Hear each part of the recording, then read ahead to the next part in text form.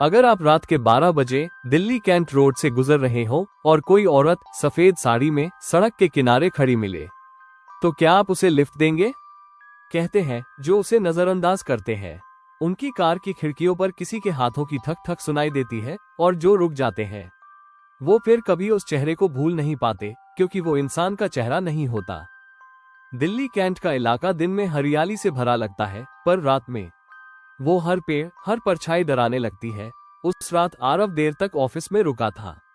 Meeting लंबी चली और जब वो बाहर निकला घड़ी ने 12:10 बजा दिए थे।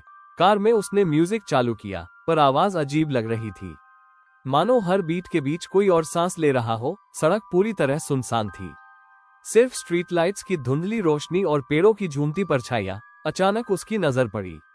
सड़क के बीच में एक आकृति खड़ी थी, सफेद साड़ी में, बाल खुले, सिर थोड़ा झुका हुआ। आरव ने जोर से ब्रेक मारे, टायरों की चीख हवा में गूंज गई। वो औरत धीरे धीरे सर उठाती है, चेहरे पर परछाई है, लेकिन आंखें ऐसी जैसे किसी ने उसमें पीला लावा भर दिया हो। आरव का दिल जोर जोर से धड़क रहा था। दिमाग कह रहा था भाग जाओ, पर जुबान से निकला मैडम सब ठीक है। वो औरत कुछ नहीं बोली, बस धीरे धीरे कार के दरवाजे की ओर बढ़ी। आरव ने न जाने क्यों दरवाजा खोल दिया, शायद इंसानियत के चलते या शायद डर के। वो पिछली सीट पर बैठ गई बिना कुछ बोले। कार में अचानक ठंड बढ़ गई, वो ठंड जो शरीर नहीं आत्मा तक को जकड़ ले। आरव ने गाड़ी बढ़ाई।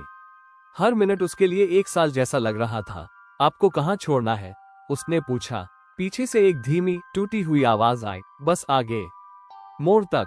आरव ने रियरव्यू मिरर में देखा, वो औरत अब भी सिर झुकाए बैठी थी, लेकिन एक पल बाद जब उसने फिर देखा, सीट खाली थी।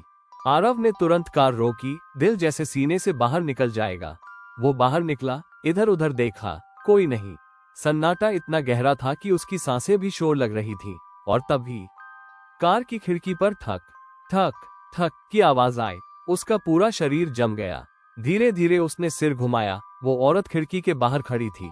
अब उसका चेहरा साफ दिख रहा था, आंखें लाल, मुंह से खून टपकता हुआ, चेहरे की त्वचा ऐसे जैसे जल चुकी हो। उसने कहा, क्यों छोड़ा मुझे सड़क पर उस रात? आरव पीछे हटने लगा, पैर फिसला, वो गिर पड़ा। औरत उसके करीब आए, उसके बाल जमीन पर रेंगते हुए आगे बढ़ रहे थे। उसकी आवाज गूंजी, हर रात मैं इंतजार करती हूँ किसी और सवारी का, जो मुझे वहां छोड़ आए जहां मैं मरी थी। आरव ने हिम्मत जुटाई, किसी तरह कार में घुसा और गाड़ी स्टार्ट की। उसने एक्सेलरेटर दबाया, गाड़ी पागलों की तरह भागने लगी। लेकिन शीशे में अब भी वो औरत भागती दिख रही थी, गाड़ी की बराबरी में, पैर जमीन से ऊपर, हवा में। आरव की आंखों में आंसू थे। उसने आंखें बंद की और जब खोली, सड़क खत्म हो चुकी थी। गाड़ी एक पुराने कब्रिस्तान के सामने रुकी। वो बाहर निकला और वहां एक पुरानी कब्र पर नाम लिखा था, नीना, 1997 में सड़क हादसे में मृत्यु। आरव के पैरों के नीचे की जमीन कांपने लगी। उसने महसूस किया उसके पीछे कोई खड़ा है।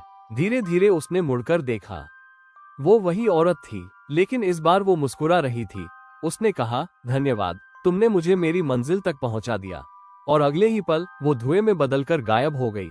आरव वहीं गिर पड़ा और जब अगली सुबह पुलिस को कार मिली, सीट पर सिर्फ एक सफेद साड़ी का टुकड़ा पड़ा था।